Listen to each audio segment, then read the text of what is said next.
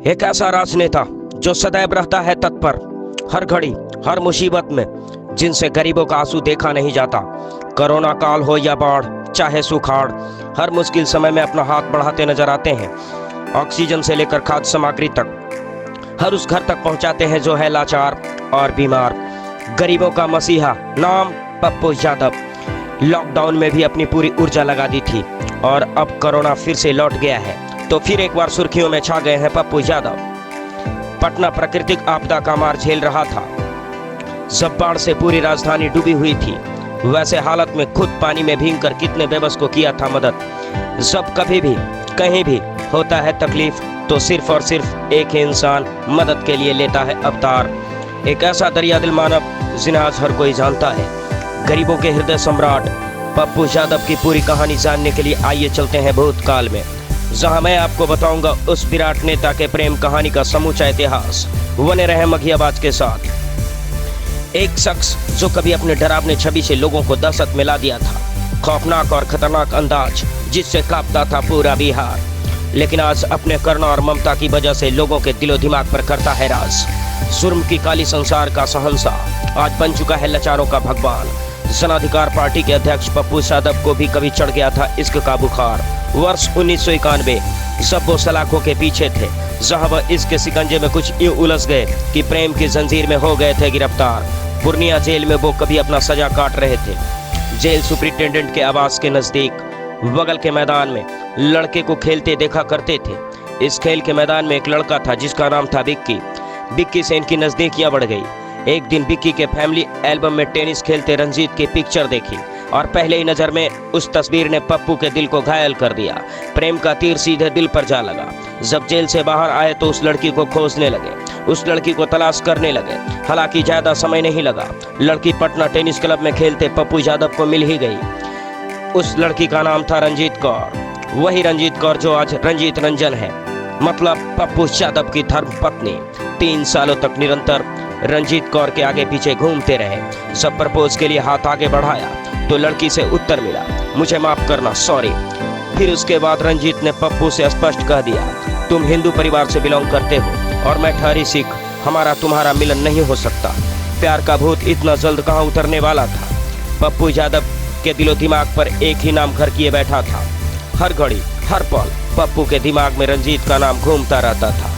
पहले नजर का पहला प्रेम इतना आसान और सरल नहीं होने वाला था।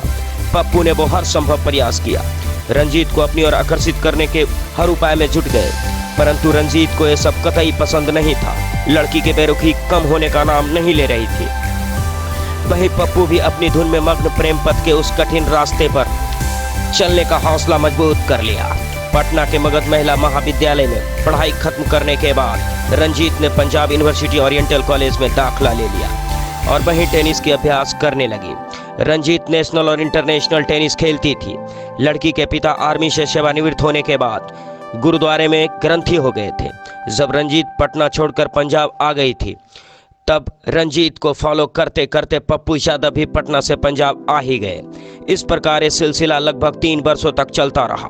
पूरे 2 साल तक रंजीत को इसका पता तक नहीं हो पाया। जब लड़की को मालूम हुआ तो साफ इनकार कर दिया, पर पप्पू अपने जिद पे अड़े रहे और वो मानने को तैयार नहीं थे। एक समय तो ऐसा हो गया कि पप्पू यादव अपने आप को प्रेम में असफल होता देखकर एक साथ कई नींद की गोलियां खा ली। जब हालत बिगड़ गई तब उन्हें पटना PMCH में हॉस्पिटलाइज करवाया गया। इसकी जानकारी जब रंजीत को मिली तो उन्हें पप्पू के हालत पर ममता आ गई और रंजीत के व्यवहार में कुछ नरमी दिखाई देने लगी। यहाँ से इस प्रेम कथा में एक नया मोड़ आया। अब हिंदू और सिख फैमिली के गणित में मामला अटक गया।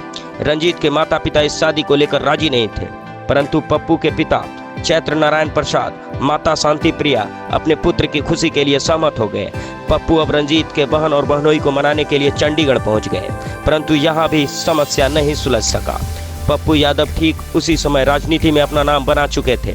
तब उन्हें ज्ञात हुआ कि कांग्रेस के नेता SS हलूवालिया की बात लड़की का परिवार मानने को राजी हो जाएगा। दिल्ली जाकर हलूवालिया से अपने प्रेम के लिए निवेदन किया, तब जाकर समस्या सुलझ गया। लड़की के माता पिता राजी हो गए। फिर दोनों की शादी पूर्णिया के गुरुद्वारे में होना तय हुई और ये भी फिक्स हुआ कि विवाह आनंद मार्ग पद्धति से होगी। लेकिन अचानक इस शादी में एक और उलझन खड़ा हो गया।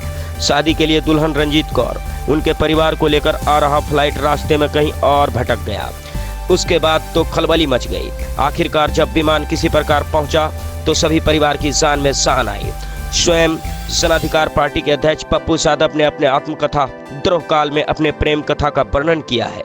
वर्ष 1994 के फरवरी वैलेंटाइन वीक में पप्पू यादव को अपने प्यार में सफलता मिली थी। दोनों की शादी में पूर्णिया की सड़क दुल्हन की तरह लहरा रही थी। पूरा गेस्ट हाउस के साथ साथ होटल भी रिजर्व कर लिए गए थे। राज बब्बर, लालू यादव, डीपी यादव जैसे कई बड़े नेता सम्मिलित हुए थे। बिहार की पहली जोड़ी पप्पू और रंजीत रंजन संसद में एक साथ किया था प्रवेश, जो कि आज भी बिहार राज्य में एक कीर्तिमान है।